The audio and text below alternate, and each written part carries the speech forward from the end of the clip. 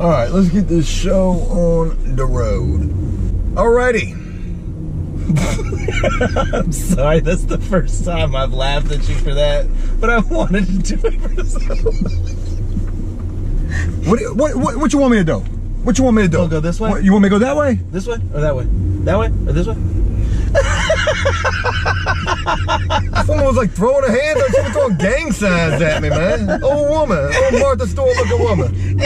She's probably on the phone with the police right now. We seen two men with tattoos. God bless it, man. I don't know what was going on right there, folks. That was kind of crazy. Hey, look, after a minute, she thought about it. She was like, man, that lady got shot the other day. I should have been like, what's side, B? What's side? She was mad. I don't know why. I was waiting for the traffic. She didn't have to stop. Look at that Dodge right there. Good God. I like that. He got it all blacked out with the chrome rims. That's right. It's nice. Oh, look. Oh. Is it Brad? Yeah, it's Brad. Damn, man. Are we going to get him? No, he don't know this vehicle. We're going to keep this vehicle. No, I mean, should we just roll the window down and be like, Brad? We're incognito. Incognito. Those are nice shoes you got on, Brad. Yeah, he's got the shoes on. Wonder where you got them shoes from. We bought them for him. Thank you, AfterPrisonShow. All right, what a crazy little start to today, right? We're just leaving from Best Buy. We just dealt with some gang violence with an old lady. Yeah, old Martha Stewart type lady, and we're just trying to pull out the parking lot. We had to go to Best Buy to buy some memory cards, and then that happened, and then we just left from the spot where Brad always frequents, and of course he's out there bright and early. Frequenting. 11 o'clock. 11:10 actually. He's probably been out there for a little while and probably already made $100. But forget all of that. That's just stupid stuff right there. We're definitely dealing with way more important things this morning, and what those are is going to meet with Danny. This is probably the third or fourth day that we've been working with Danny, right? This is the fourth day. The day we met him, the day we filmed. Yesterday will be 3, and today is 4. Today's 4. And you know, this documentary that we're putting together about Danny, Life After 40 Years in Prison, this is huge. This guy has tons of stories to share. He definitely comes from a very violent type of lifestyle. He's definitely been very violent himself. You know, just talking with Danny sometimes, you know, he definitely, he gets a little agitated. And, you know, we got to try to calm him down and say, look, Danny, you know, you can't live like that anymore. And I know he doesn't mean to do that. You just got to think about the type of life that he's lived. You know, when it's all violence, it's going to be hard to let that go, especially when you're talking decades upon decades of that type of life. I couldn't imagine. You know, I thought, you know, I made some adjustments to survive in prison and jail. Yeah, the time that we served, Dave, and you're right, you know, we thought, Lord, we had been through some things. And you know, some people would get 6 years and be like, whoa. It's going to feel like 40. Look, I was happy with my 6. You want to know why? I brought back, when I got that sentence, I brought back 3 felonies. And I knew I was about to get all my time on probation in Virginia Beach, which I did. That was 5 years. And then I had 2 years over my head in Chesapeake on violation. I thought I was going to get that back too, because it was my 3rd violation there. Right. That would have been 7 plus the new charges. Yeah, so you were definitely I was thinking, yeah, I was thinking a 10-piece easy. That's what I was hoping for, no more than 10. When I got 6, you were blessed. Man, I went back to the pod and everybody's like, you know, what happened? I was like, man, I got 6 years. And they were like, dude, we're sorry. I was like, I'm not. Yeah. I'm not. Yeah, and I mean, it was the same in my situation as well. When I got the 7 years, I mean, I wasn't happy about it for sure, but it definitely could have been a heck of a lot worse. I thought I was gonna... I mean, you had a gun too, didn't you? Gun, drugs, possession with intent. I mean, just... They could have smoked your boots for real, bro. Yeah, and, you know, to get 7 years out of that, boy, that was a blessing. Because it could have been a lot worse. But I mean, have you ever really had anything that... extensive? No. Before in your past? Yeah. But anyways, Danny.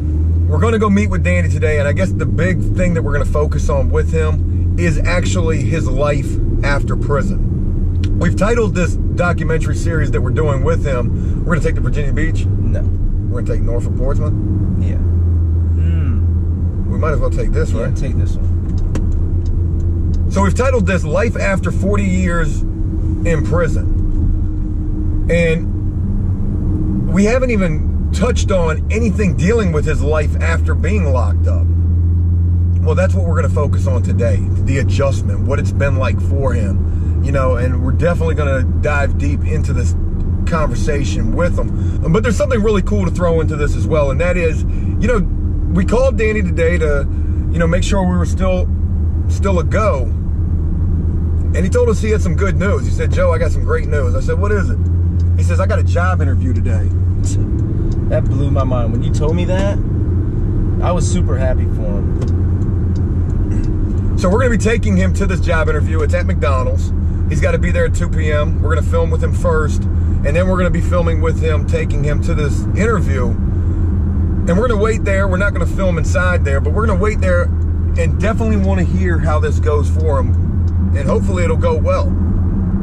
You know, think about it. This man has been homeless. He's been released for 7 months after all of this time. 2 different prison sentences. One for 24 years, one for 16 years, in 2 completely different types of prison environments. Though both very, very violent, very high level type of prisons. One being the state system and the other being the federal. The diesel therapy thing too, that's like a whole different prison in itself if you think about it.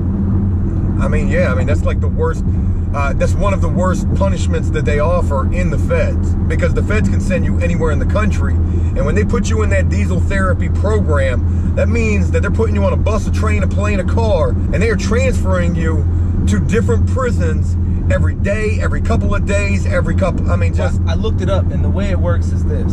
You go to a prison, right? And then when you're at that prison, the next transport, the next time they're moving somebody, you're on that bus too.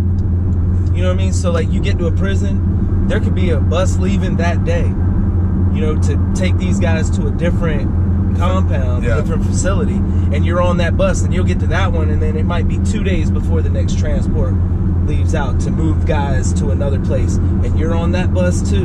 And you know, the reason they put guys in this diesel therapy program is because these are problematic inmates, whether they're constantly getting in violent encounters, fighting, stabbing, assault on staff, whether they have certain status, maybe high-ranking gang members, or maybe they have certain media status where these guys are individuals that the media wants to get their hands on. The reason I bring up that last point is because John Kiriakou was in the diesel therapy as well, but he was? Yeah, but he was in it because of the media attention. Yeah, they didn't want it all over the news where he was at. No, they wanted his story.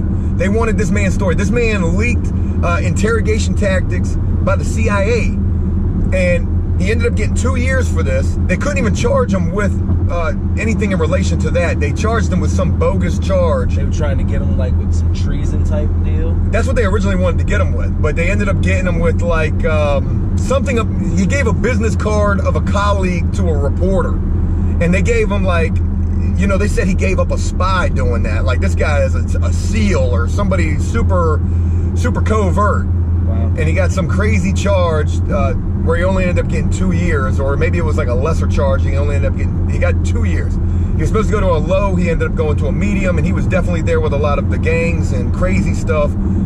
But he definitely ended up in the diesel therapy because the media still wanted to hear his story. This guy just leaked waterboarding. He exposed waterboarding.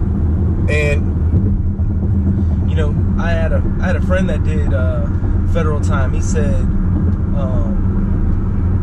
the tension at a medium is higher than at a high, and the reason being is because you're there with a bunch of guys who have been to the highs, yeah, or are capable of going to a high and have just gotten their level down. Yeah. So you're here at a place where at any moment it could jump off. It could jump off. And they're not locked down as much as at a high, so there's more opportunity for that type of stuff to pop off. Exactly.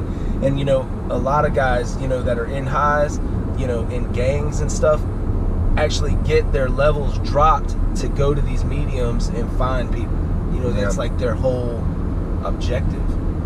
All right, Dave, do you got any idea where we're going? Yeah, go straight. That works. That's where we're going. But, you know, getting back to the whole Danny situation, the fact that this man has got this job interview, I mean, this is probably one of the most positive things that could come of his situation. You know, if you think about, and real quick, if you think about Brad, how we tried to help Brad, one of the big things we tried to do in an effort to help Brad not be homeless. Get him a job. Get him a job. Here's Danny, he's gone out on his own, and it's, you know, think about it, it's McDonald's. They're not gonna pay that great, but you know, he's so excited about this. He's not thinking about, oh, I'm only gonna be making X amount of dollars an hour. You know what he's thinking about? He's got an opportunity to get hired, to have a chance to start proving himself. And you know, possibly, maybe we could go in and even speak for him at some point. Hey, look, you know, this guy Danny, we've been working with this guy for a while. He could use me as a reference if he needs to. I say we ask him to maybe mention it during the interview. We could definitely be a resource for him. Because you gotta, you know, if you think about how I don't know when he filled out the application, but if you think about how you do an application, they want to know past employment history, and they also want to know references. We could definitely be a reference, if not a past employment thing if he needs it. Well, not only are we trying to chronicle his story, because he's got a lot of those to share, you know, we do want to try to get him some help. Help him to help himself. And he already seems like he's willing to do that. I mean, he's taking the steps, man. Because at some point before we got with Danny, he's filled out this application for McDonald's. So that right there already shows the initiative he's taking on his part. He wants to work. He legitimately wants to work. He told us it's hard for him to get a job right now, not just because of the criminal record. I mean, granted, that's a major freaking... I know we've done this for somebody already, but dude, I think we should take him to get him something better to wear. Oh yeah, for sure. If he doesn't have any clothes, then we need to go try to get him something. All right. So we got Danny with us right now. We're just wrapping up some filming. It's hot. And we're going to be taking Danny to this job interview today.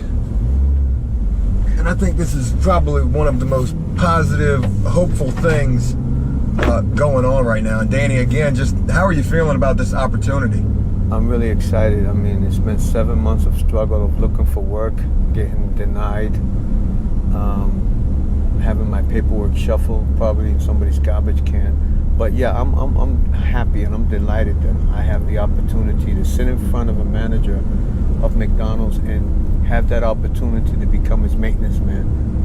If I have to scrub floors, clean toilet bowls, whatever I got to do, I'm going to do because I need this money. It's a part-time job. It's only a 20-hour job for now. I'm delighted once again that it's going to be a good interview today, because I'm definitely going to do my best to impress the individual that I'm his right man. I mean, I believe if the man had anything with tattoos, that he would have never gave me an interview, because when I spoke to him, he was a very humble person. Yeah. He seen my tattoos. It didn't affect him. And that's what I like about this guy, because he's different than any other that I met. Well, the one thing, like you mentioned earlier, is you definitely got to start somewhere. And, you know, you being humble enough to accept anything that you can get at this point is a really, really positive and powerful thing. Because a lot of guys come home from prison and, you know, the pride's too much of an issue for them. I don't want to go work at McDonald's, you know, whatever. But here you are, you're willing to take any opportunity that you can get. Mm-hmm. You know, it's funny you say that, because I was on a bus the other day and there was a guy from McDonald's there, but the lady didn't see him. And I made a comment about working at McDonald's, but at the one up here by the beach. Right. Not the one down here, and the other one. And so she says, McDonald's? I wouldn't work at McDonald's. I wouldn't do this. They don't pay enough. And it was really, she spent her time complaining that she doesn't have a job, because I asked her if she's working. She said, no. I said, you making any income? She said, no. I said, then why complain? Just take it, because at least you got something coming in for now. Now, the guy across the way, when she realized that the guy worked at McDonald's, she said, oh, I'm sorry, I didn't mean that. The guy And you know what I like about this guy? He has the same mentality as I do. He humbled himself. He said, it's okay. I don't mind working there. And so the same goes with me. I don't mind at all. I really don't care. And what I got to do, as long as the job is legit and it's legal and it's nothing to do with any type of involvement of crime and I'm making legal money, I don't care what it is. That's what matters to me. I don't care if it's $20 a day, but it's $20 in my pocket and $20 is bus money and it can get me around. Well, I want to say something. You know, when you're working, you get this job at McDonald's. Let's say you stay here. Let's say you stay here a year, right? So you work at this McDonald's for a year. Yeah. And then you see an opportunity, a job opening for, you know, let's say a maintenance man at a hotel or an apartment complex, right? Right. And you go in there and you tell them, man, I've been working at McDonald's, but I've been there a year. I'm loyal. I've been on time. You know, I've done everything I can to, be the go-to guy at my job. And then you have the people that you worked for at the McDonald's saying, we're sorry that he's leaving. And these people will be more apt to give you a chance just because they see that track record of change, of dedication.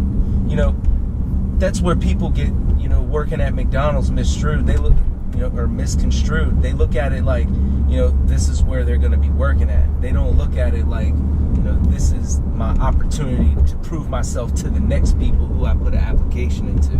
Yeah, absolutely. That one thing I learned, and you're correct, you're certainly correct about that. I've heard that many times over and over. The pride kicks in. I understand that, you know what I learned about pride? Pride would kill a person. Pride would deny a person of an opportunity when it arises. Pride is, pride is not good. It's negative energy. I think there's two different types of pride. I think there's the pride that'll hinder you, and then there's the pride that in something like right. If you do get this job, man, be prideful in the fact that you were chose to get this opportunity. Be prideful in the fact that you get to wake up every day and go to work. Be prideful in the way you dress and the way you carry yourself and how you're going to handle your chance, for success. Yeah. There's another thing too about this, right? And you were talking earlier about the problems that you're having with probation, the issues that you've had in the past and how it's been a bumpy road. Right. If you get this job and, your probation, you tell your probation, hey, guess what? I just got a job. This is probably going to take a lot of the pressure off of you. And, he'll probably be more understanding that, look, you're working now. You're not just out here just not doing nothing. You're working. And I think that's going to help you in a lot of ways with the probation as well. And you're correct. It's definitely true. I think first of all, he might go into a seizure shock. So we're gonna have. So I think it's good to have the medics there just in case when I deliver the news to him. Hey Danny, I'm gonna blow your mind real quick. What's that? We're not even running on gas right now. We're using the battery current. This car is on battery? No, Dave. I don't know what you're talking about. Do you see where it says current?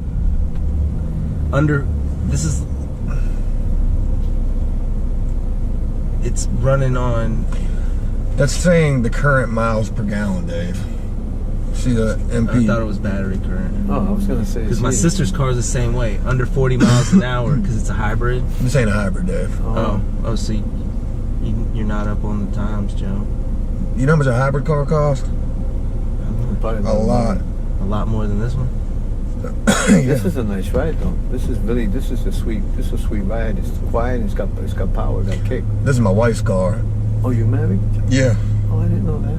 My wife watched the video with you. She was super compelled. Okay. She's really rooting for you a lot too. Thank you, fella. Thank you. I appreciate it. Everything it falls into places together, rolls together. It's like a cobweb for a spider. If he does all the connections, then he has no support. That spider web is coming down. He's not going to get his. He's not going to get his meal. I mean, it's just a good way of putting it. But I never heard that before. That is actually pretty deep. Yeah. Maybe we could use that for the show. I didn't know spiders were so complex. They're very complex, and everything is linked to a point of some type of sound that they can feel, sense. Yeah. Yes, and then when the minute it touches and they trap, boom, they come flying and then real quickly. But if one little string, one more time. but if one little web is not connected, then it throws the whole entire thing out, and of course it falls apart. It falls. The connection is gone. But yeah, getting back to the pride thing. Yeah, you're right. You're correct. I agree with you. I agree that there's different types of pride. Unfortunately, my pride was negative, and I had to learn how to really humble myself. I want to tell you this, man. You got a pretty good chance of getting this job if you've already been in there in person. Yeah, they've seen you. And they seen you, and then they called you. They didn't have to do that. That's what I'm saying. That's what I said in the video today, yeah. Definitely, because they didn't have to do none of that.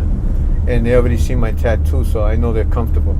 Would you have a problem covering up any of your tattoos? Not like with actual other tattoos, but what if you had to wear like long sleeves to cover them up, or a hat? Would you be okay with that? Sure. Oh, you'll definitely be wearing definitely, a hat, yeah. They usually wear hats here anyway. I do got some long sleeve shirts. I have a few things. This is the same McDonald's we ate at when we met you. Ain't that crazy? We did? Yeah, Friday we met you, and we went and ate lunch, and this is the McDonald's. Oh shit, I didn't even remember the one by the workforce building. Yeah, that's right too. Oh yeah, you're right. Now I forgot all about it until you mentioned it. Maybe this is not a coincidence. Maybe it was meant to be, brother. Oh wow, I didn't notice that. You got a backup thing there. You can look backwards there. Yeah. Oh yeah. You still gotta look behind you though. Yeah, I never seen that before. Man, they got some crazy stuff now, Danny. Jeez. This thing will start itself. I heard that they got cars that they can drive by themselves. I've heard that too. What are you doing? They do, but they're still in experimental mode. Yeah, they've had some accidents. But we're just now leaving McDonald's. We sat and ate lunch, and Danny did the interview. He had to fill out the application right then and there, another application. And you did the interview, and Danny, they didn't tell you right then that you're hired, and you're not very confident about the way that the interview went. But regardless, you took the initiative to make this happen, and you're willing to do anything. And like, you can't see it right now, but there's a guy standing right here on the side of the road who's panhandling, and that's something that you're not doing. You're legitimately out here trying to find work, and you were ready to be cleaning bathrooms, to be doing any kind of work. And just putting in that initiative, putting that one foot in front of the other to try to find the first opportunity, even if this one doesn't pan out, taking this initiative and continuing to do this, it will pan out. Something's gonna shake from this. Two points that I want to make about this interview. First, if I get it, it's wonderful because I accomplished what I set out my goals to be. But if I don't, all it does is just drive me more to go search more. And so what I do is, I've learned one thing. I take negative energy and I turn it and convert it into positive energy. So I use it as a drive to keep me motivated to continue to move on. Just because if, let's just say I don't get hired, that does not discourage me. It does not stop me, because that's not part of my goals and my plan since I came out. Listen, I'm going through hell for 7 months. I haven't quit yet. So, let's look at the reality part of this. Life isn't really simple, and life isn't all that painted beautiful. You got to work to make it beautiful. And so, like you said, I have to take the initial stride and continue. I told you, I've had a lot of roadblocks trying to get work, and I'm just going to continue. I'm just going to keep pushing forward. I got to, man. I mean, I want to survive out here.